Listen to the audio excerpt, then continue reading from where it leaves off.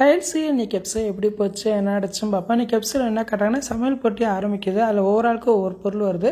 கையில் இழுக்க மாம்பழம் வருது. அப்போ எலி சொல்கிறாரு, இந்த மாம்பழத்தை வச்சு என்ன டிஷ் பண்ண முடியும், இதை வச்சு ஜூஸ் தான் போட முடியும் அப்படின்னு சொல்லிட்டு இருக்காரு. அப்போ செஃப் சொல்கிறாரு, ஜூஸ்லாம் பண்ணக்கூடாது, ஏதாவது டிஷ் பண்ணியே ஆகணும் அப்படின்னு சொல்கிறாங்க. அப்புறம் கையில் யோசனை பண்ணிக்கிட்டே இருக்காங்க.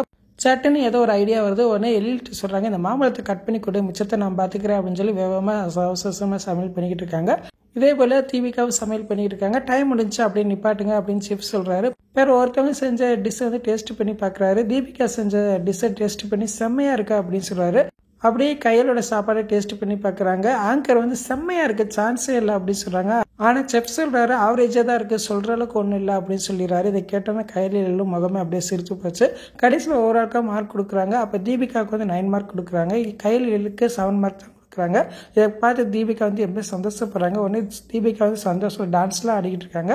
வெளியே வந்தோன்னா ஆங்கர் வந்து கையில் பார்த்து சொல்கிறாங்க, அங்கே செஞ்ச டிஷ்லேயே உங்கள் டிஷ் தான் செம்மையாக இருந்துச்சு, ஆனால் ஏன் ஜட்ஜு அப்படி சொன்னாருன்னு ஒன்றும் புரியலை அப்படின்னு சொல்கிறாங்க. இருந்தாலும் நீங்கள் தான் ஜெயிப்பீங்க, வாழ்த்துக்கள் அப்படின்னு சொல்லிட்டு போகிறாங்க.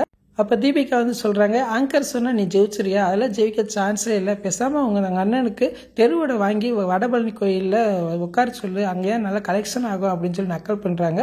இதை கேட்டானே எலி டென்ஷனாகிறாரு. அப்போ கையில் சொல்கிறாங்க, அவசரப்படாத, இப்போ நம்ம கோவப்படுற நேரம் கிடையாது, என்ன ஜெயிச்சிட்டேன்னு சொல்லி எம்பே ஓர ஆடாத, இப்போ தானே ஆரம்பம், கடைசியில் பார்த்துக்கலாம் அப்படின்னு சொல்லிட்டு கையில் கிளம்பி போயிடுறாங்க. கையில எலியில் வீட்டுக்கு போகிறோன்னா அங்கே நடந்த விஷயத்த எல்லாத்தையுமே அவங்க வீட்டில் இருக்கிறவன்ட்ட சொல்கிறாங்க. உடனே அவங்க கேட்குறாங்க, ரோட்டில் நடந்த ஒரு சின்ன பிரச்சனையை தான் மனசில் வச்சுக்கிட்டு நீங்கள் செஞ்ச டிஷ்ஷு சரியில்லைன்னு சொல்லியிருக்காரா அப்படின்னு ஆறுமுகம் கேட்டுக்கிட்டு இருக்காரு. அவங்கள சும்மா விடக்கூடாது அப்படின்னு சொல்லிக்கிட்டு இருக்கா. அப்போ கையில் சொல்கிறாங்க, இப்போ நம்ம கோவப்படக்கூடாது, அவர் எப்படியாவது சமாதானம் தான் படுத்தணும் அப்படின்னு சொல்கிறாங்க.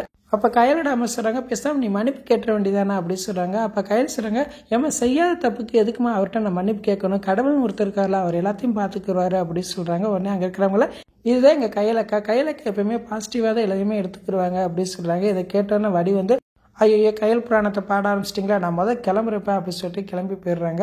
அப்போ தேவி கேட்குறாங்க, இப்போ என்னக்கா செய்ய போகிறீங்க அப்படின்னு கேட்குறாங்க. ப்ராக்டிக்ஸ் தான், நம்ம அடுத்த லெவலுக்கு என்ன செய்யணும்னு சொல்லி நம்ம ப்ராக்டிஸ் பண்ணுவோம், நிச்சயமாக ஜெயிப்பா அப்படின்னு சொல்கிறாங்க. அப்படியே எபிசோட முடிச்சிட்டாங்க.